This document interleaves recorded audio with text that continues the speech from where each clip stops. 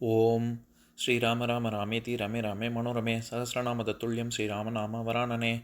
உலகம் யாவையும் தாமுழா வாக்கலும் நிலைபெறுத்தலும் நீக்கலும் நீங்களா அழகிலா விளையாட்டுடையார் அவர் தலைவர் அன்னவர் சரண் நாங்களே.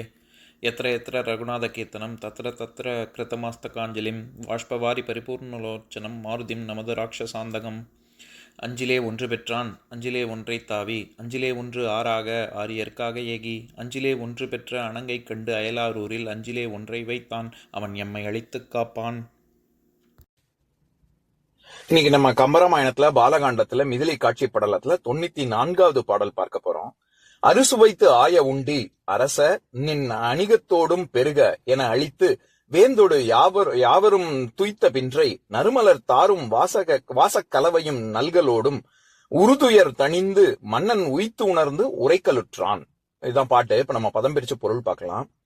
வசிஷ்டன் கோசிகனை நோக்கி, அரச மன்னவ, அறுசுவைத்து ஆய உண்டி, அறுசுவைகளோடு கூடிய இந்த உணவுகளை நின் அணிகத்தோடும் நும் சேனைகளுடன் பெருக பெற்று உண்பீராக என என்று சொல்லி அளித்து காமதேனு சுரந்தவற்றை எல்லாம் அருளோடு கொடுத்து வேந்தோடு யாவரும் கோசிகனும் படையினரும் துய்த்த பின்றை உண்ட பின்னர் நறுமலர் தாரும் மணமுள்ள பூமாலைகளையும் வாசக்கலவையும் மணம்மிக்க கலவை சந்தனமும் நல்கலோடும் யாவர்க்கும் அளித்து உதவ மன்னன் இந்த விஸ்வாமித்ரன் உருதுயர் தணிந்து தாம் அடைந்திருந்த களைப்பு தீர்ந்த பின் உய்த்துணர்ந்து ஆராய்ந்து உணர்ந்தவராய் உரைக்கலுற்றான். வசிஷ்டனை நோக்கி ஒரு வார்த்தை சொல்லத் தொடங்கினான்.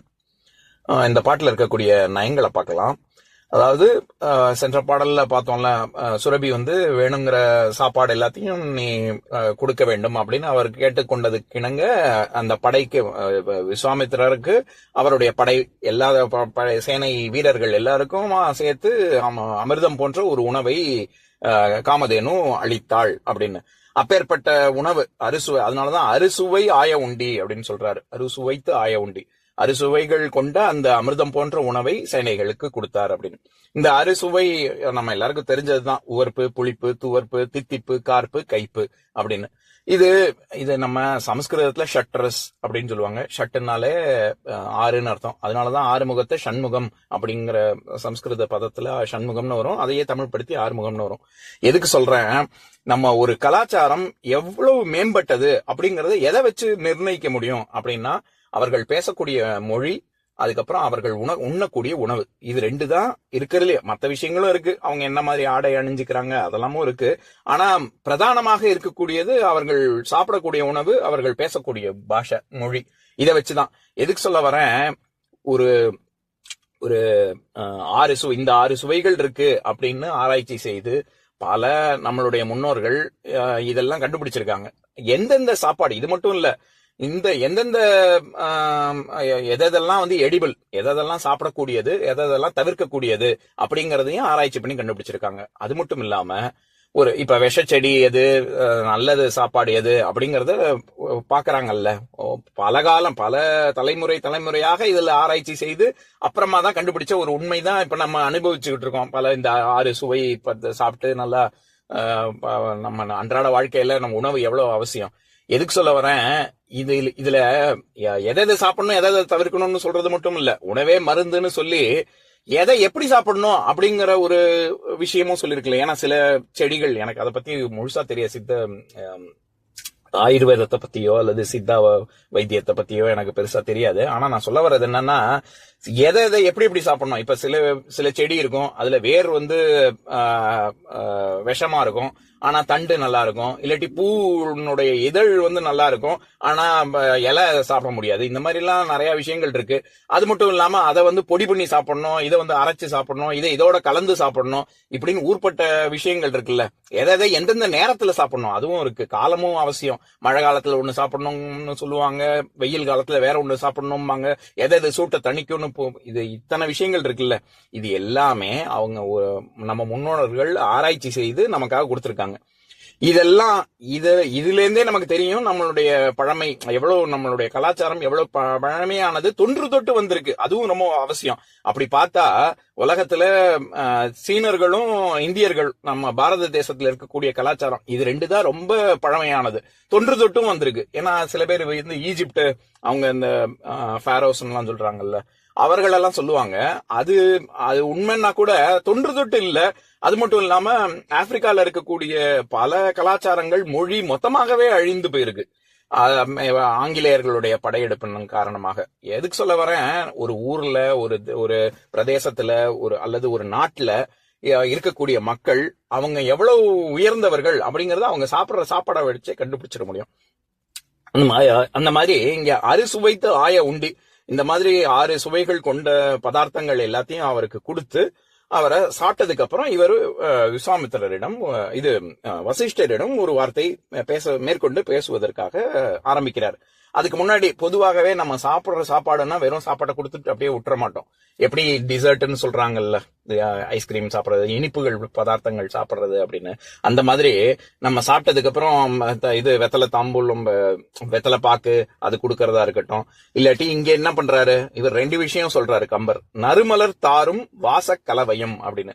இதத்தான் நம்ம கல்யாணத்துல எல்லாம் வந்து வாசல்ல வச்சு அவங்க பூக்கள் இருக்கும், பெண்கள் வந்தாங்கன்னா அவங்க தலையில சூடிக்கொள்வதற்கு மல்லிகை பூவோ ஏதோ ஒரு பூ வச்சிருப்பாங்க. அதை தவிர இது சந்தன கலவை, குங்குமம், கல்கண்டு இதெல்லாம் முன்னாடி வச்சிருப்பாங்கல்ல எடுத்து சாப்பிடுற மாதிரி. அந்த மாதிரி இங்க சாப்பிட்டதுக்கு அப்புறம் வாசக்கலவை, அதுதான் அந்த சந்தன கலவை. அதுக்கப்புறம் இது நறுமலர் தார், பூ மாலைகள், இதெல்லாம் அவருக்கு இது பண்ணி மரியாதை செலுத்துறாரு. இதுல இன்னொரு விஷயம், வசிஷ்டர் எப்பேற்பட்ட முனிவர், ஆனா ஒரு ராஜாக்கு அவர் இதெல்லாம் செய்யறாரு அப்படின்னா என்ன அர்த்தம், ஒரு பிரதேசத்தை காக்கக்கூடியவன், அதனாலதான் ராஜாவை நம்ம இறைன்னே சொல்றோம். இறைவனுக்கு சமம் அவன் வந்து அந்த நாட்டை காப்பாத்துறதுனால அப்படின்னு.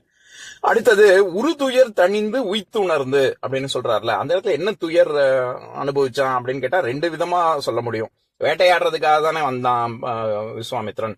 அப்படி இருக்கும் பொழுது அவர் வந்து வேட்டை தொழில் செய்து ரொம்ப இளைப்பா இருந்தது அப்படின்னு ஒண்ணு. இன்னொன்னு அவன் வழிநடைய சேனைகள் எல்லாத்தோடையும் காட்டுக்கு வரணும்னா நடந்து வரணும், குதிரையில வரணும், எப்படி வந்தாலும் அதன் காரணமாக இருக்கக்கூடிய களைப்பு. இந்த 2 களைப்பையுமே தான் சொல்றாரு, உருதுயர் தணிந்து உய்த்துணர்ந்து உரைக்கலுற்றான், அதுக்கு அடுத்தது பேசத் தொடங்கினான் அப்படின்னு. இங்க விஸ்வாமித்திரர் தன்னுடைய படைகளோடு வந்தார், வந்து சாப்பிட்டார் அப்படின்னு சொல்றதுக்கு அணிகம் அப்படிங்கிற சொல்ல பயன்படுத்துறாரு கம்பர். நின் அணிகத்தோடும் பெருக அப்படின்னு. அணிகம் அப்படிங்கிற சொல்லுக்கு அதாவது படை, இந்த இடத்துல சேனை அப்படிங்கிற பொருள் வருது. அதை தவிர சிவிகை அப்படின்னு ஒரு அர்த்தம் இருக்கு. சிவிகைன்னா அந்த பல்லக்குன்னு சொல்றோம்ல, அந்த சிவிகைன்னு ஒரு அர்த்தம். அதை தவிர கூட்டம் அப்படின்னு ஒரு அர்த்தம் இருக்கு. அதனாலதான் சேனையை குறிக்குது. அதாவது எல்லாருமே சுரபி கொடுத்த அமிர்தத்தை, இவங்க உணவை எல்லாருமே சாப்பிட்டாங்க அப்படின்னு சொல்ல வர்றாரு. இப்ப நான் பாட்டை இன்னொரு தடவை படிக்கிறேன் கேளுங்க. அறுசுவைத்து ஆய உண்டி அரச நின் அணிகத்தோடும் பெருக என அழித்து வேந்தோடு யாவரும் துய்த்த பின்றை நறுமலர் தாரும் வாசக்கலவையும் நல்களோடும் உருதுயர் தணிந்து மன்னன் உணர்ந்து உரைக்கலுற்றான். இன்னொரு நாள் இன்னொரு பாட்டு பார்க்கலாம். ஓம் शान्ताकारं भुजगशयनं पद्मनाभं सुरेशं विश्वाधारं गगनसदृशं मेघवर्णं शुभाङ्गं लक्ष्मीकान्तं कमलनयनं योगिहृद्यानगम्यं वन्दे विष्णुं भवभयहरं सर्वलोकैकनाथम्.